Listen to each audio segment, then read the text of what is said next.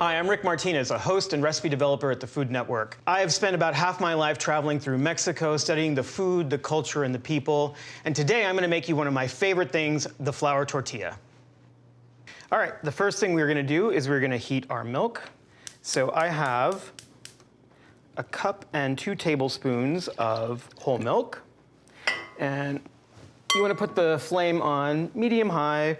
What we want to do is we want to bring this up to about 180 degrees. And so I have a thermometer.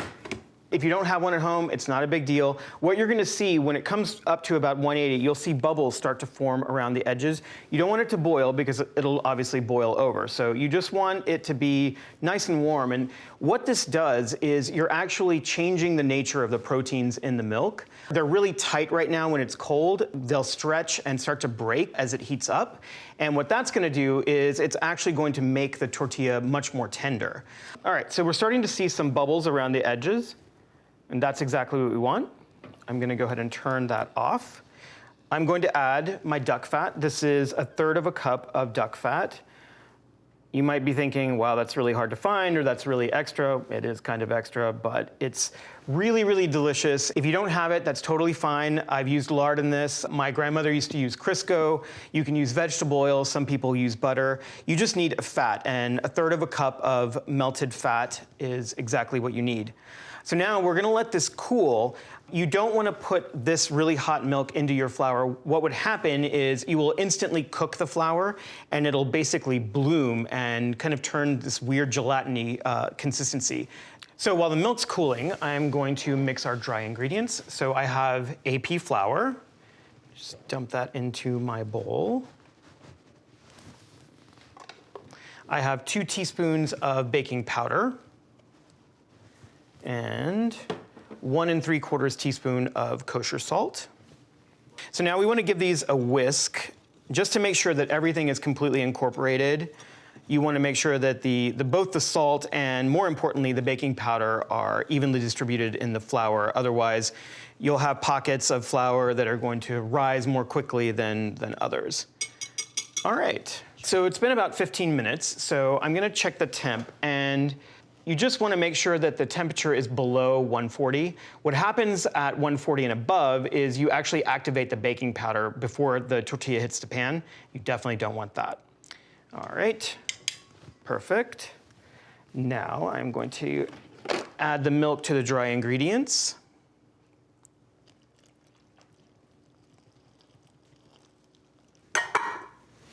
And then just use a wooden spoon or a spatula and just stir this until it comes together. You don't need to go crazy. You don't want to throw flour out on the counter. You just want a shaggy dough to form and make sure that all the dry spots have gotten a little bit wet. This is a really, really soft dough. I really like this dough a lot. It just feels really good. So now that it's come together, I'm gonna give it a little bit of a knead in the bowl just to pick up some of these little bottom crumbs down there. I really like this dough. It's really nice and warm. It's soft and pliable. Once you've gotten a lot of the little shaggy bits off the bottom of the bowl, you can go ahead and transfer to a clean work surface and then just give it a knead. It probably won't need any more flour. I always keep a bowl of bench flour in case it starts to stick to the counter, but it's really soft and it's not sticking anymore. You want to knead this for about 3 minutes. This isn't bread dough. For a bread dough, you would probably go 10 to 12 minutes, and you're really trying to develop the gluten in the bread. This, you just want the dough to come together. You want all of the flour to absorb both the fat and the milk. And it'll start to feel a little bit different, you know, more elastic. It's really smooth. The way that I typically knead dough is you want to use the heel of your hand and then just push down into the countertop. And then just roll the dough back up, give it a little quarter turn, and then push it back down again. Plus, it's just a lot of fun to do.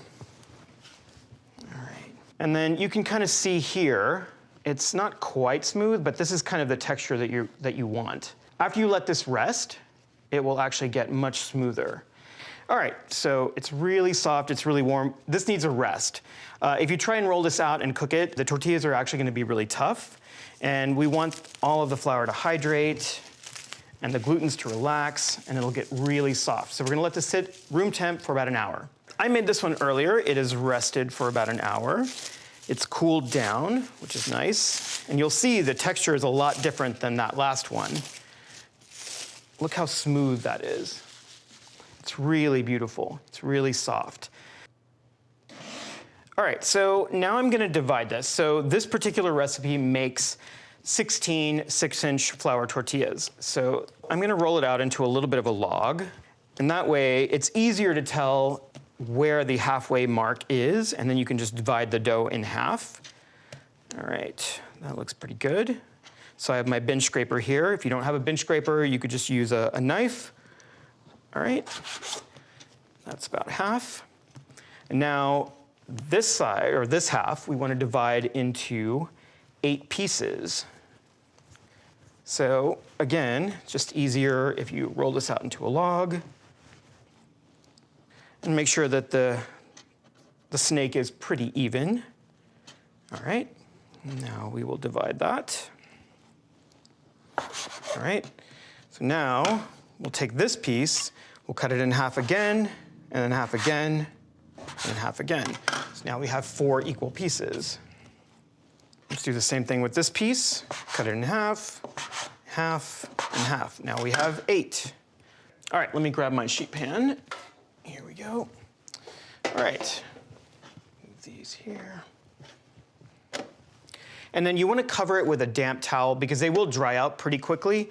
And you want to make sure that they're always moist. You don't want them to get dry because otherwise your tortilla will get dry and brittle. All right, now let's roll this guy out. There we go.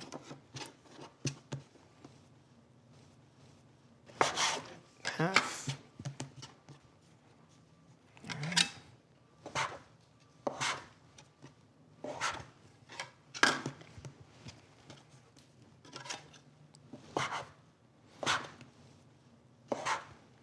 All right.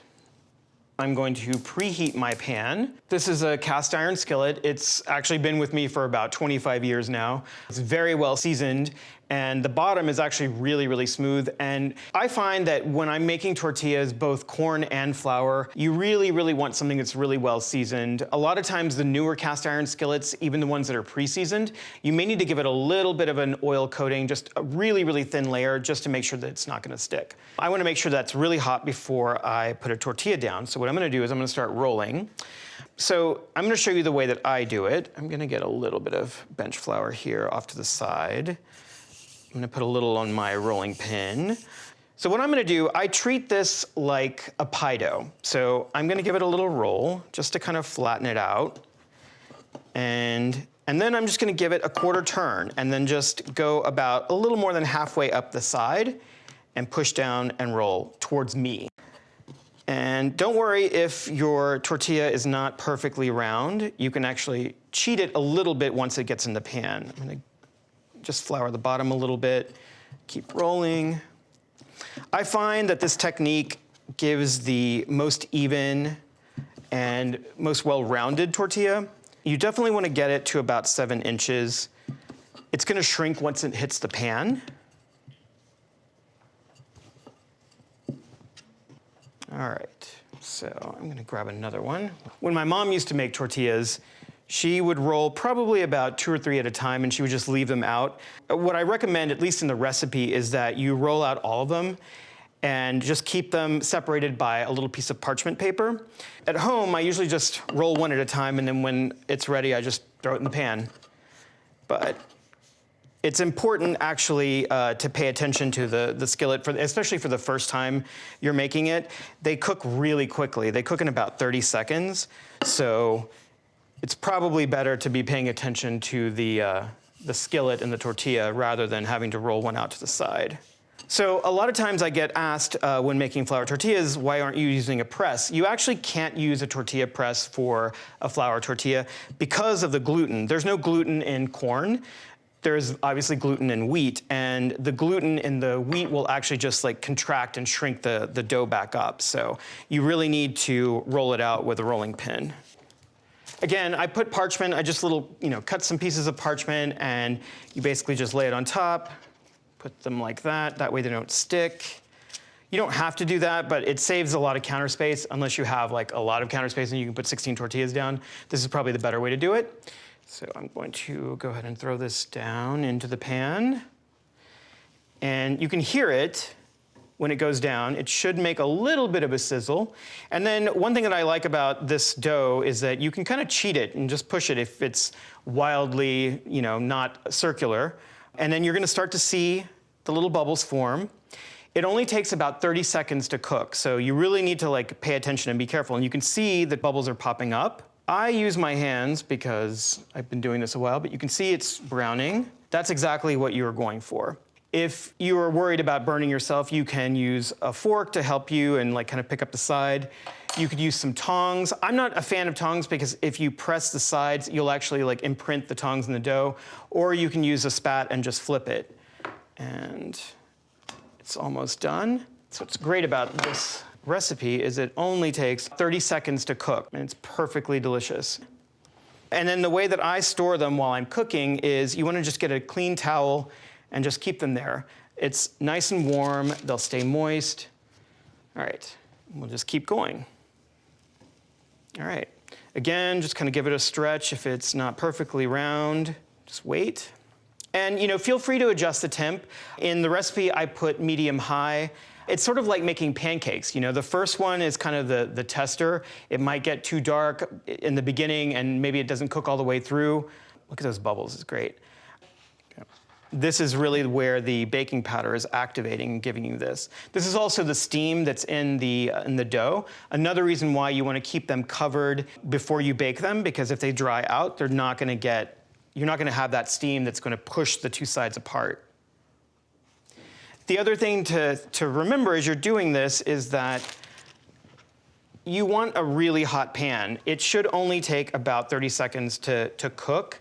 If it takes longer than that, your pan's not hot enough, and what's gonna end up happening is you're gonna end up drying out the tortilla. And so eventually it'll sort of get a little bit cracker-like. It'll still be cooked and it'll still be perfectly delicious, but it's just not gonna be soft and tender the way that I like them.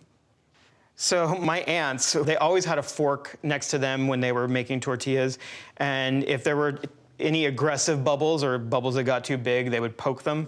I like the bubbles, so I just kind of keep them. I've always been kind of fascinated, even as a child. I just think they're cool looking. And like if you have one that's like really aggressive, and sometimes the entire tortilla will puff up, then is probably the time that you should pop the bubble, but otherwise I just kind of let it go. So the thing that I find most difficult about this recipe is to not eat all of them as I make them. My mom actually used to chase me away when she was making tortillas because I would just stand next to the stove, and as she would pull them off, I would eat them, but they're really so good. Oh, it's just so soft and so pillowy.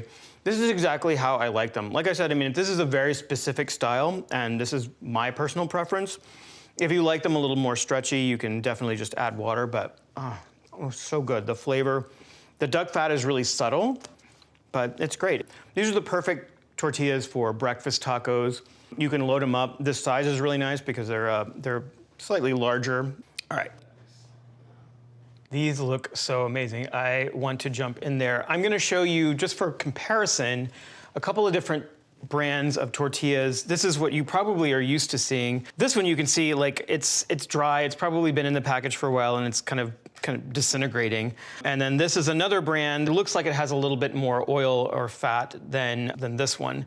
But they're really thin, and I don't know, like, this one's almost weirdly plastic or rubbery. This is really similar to store-bought sandwich bread versus a beautiful French baguette. It's really, really soft, pillowy. It's really delicious. You can use this both as a taco. A lot of times in Mexico, you use this to scoop up your sauces and your stews.